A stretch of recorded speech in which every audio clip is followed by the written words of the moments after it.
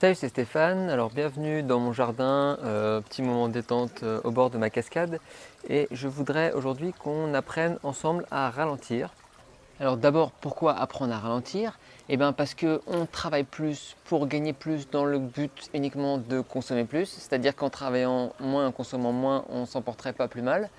On consomme énormément de news, de médias, que ce soit la presse traditionnelle ou que ce soit sur Internet, avec les réseaux sociaux, les vidéos YouTube, on est tout le temps sollicité par énormément de contenu. On a des listes de tâches qui s'empilent, qui s'empilent, qui s'empilent, qui nous stressent, ce qui fait qu'on est tout le temps en train d'y penser, même quand on n'a pas besoin d'y penser. Et le fait d'y penser en boucle, ça ne sert à rien sinon à nous stresser davantage. On consomme de la nourriture hyper finalement sophistiquée. Pourquoi? Parce qu'on regarde énormément de recettes qui sont dans les magazines, qui sont les recettes sur Internet, sur Instagram, tout ça, c'est compliqué. Donc du coup, on veut manger compliqué, on veut manger ses beaux repas, sauf qu'on n'a pas le temps parce qu'on est toujours stressé, on est toujours pressé. Donc du coup, on commande, on mange en ligne, enfin ça devient n'importe quoi et on freine jamais. Il est donc temps d'apprendre à ralentir. Alors, ralentir, pourquoi ralentir? Euh, pour diminuer ce stress, pour diminuer cette charge complètement inutile, pour éviter que votre cerveau soit en boucle sur des choses qu'il ne résout pas. Il est toujours en train de repasser des tâches sans jamais les résoudre et du coup ça ne sert à rien si ce n'est à vous stresser et à occuper votre cerveau alors qu'il pourrait dans le même temps être en train de ne rien faire et donc de se reposer et donc d'être dans un état plus sain et plus calme et plus détendu. Donc moi-même, tous les jours, j'essaye un peu de ralentir. Je prends des moments de méditation. J'essaye d'être vraiment dans le moment présent. Voilà, si je suis dans les transports, je suis dans les transports. Si j'attends mon bus, j'attends mon bus. Et j'essaie pas forcément de m'évader dans des pensées inutiles qui tournent en rond. Voilà, j'apprends à ralentir. Et j'ai constaté énormément de bienfaits depuis que j'ai réussi à ralentir. Et premièrement, on a une relation au temps qui est plus la même et très paradoxalement, une fois qu'on a réussi à ralentir, on a moins l'impression de manquer de temps parce qu'on est moins en train de courir après le temps. On sait on prend conscience qu'on peut avoir des moments où on a le droit de ne rien faire, on s'autorise de ne rien faire et ça c'est vraiment très important et ça fait beaucoup de bien et donc on n'a pas l'impression de manquer de temps.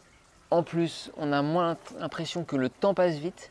Parce que quand on a l'impression qu'on a plein de choses à faire, qu'on est stressé, qu'on court après les choses, on a l'impression que le temps passe trop vite et qu'on court après et qu'on va se retrouver vieux avant l'âge.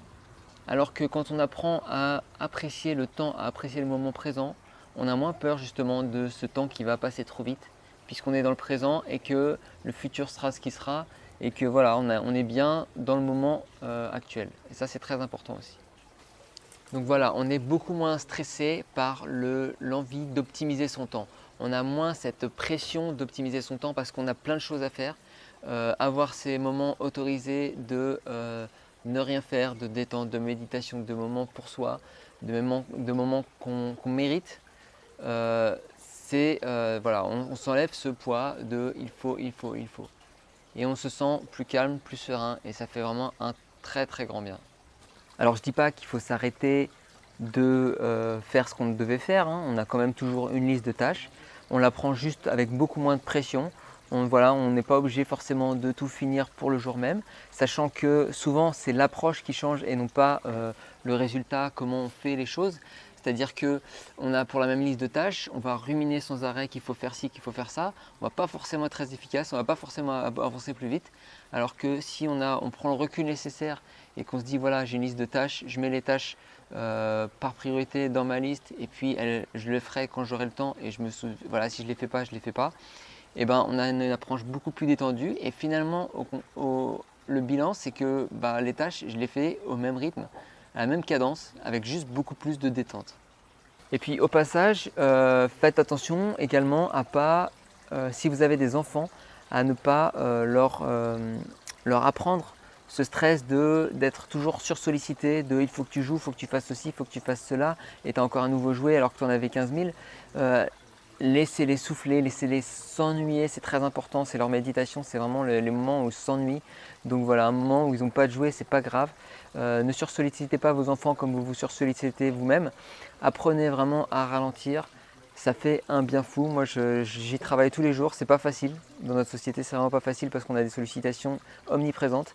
Mais ça fait un bien fou. Donc voilà, je pense que c'est une étape importante quand on a, encore plus quand on a une maladie, une fatigue chronique. Donc je vous conseille de travailler là-dessus. Moi, j'y travaille tous les jours. Salut!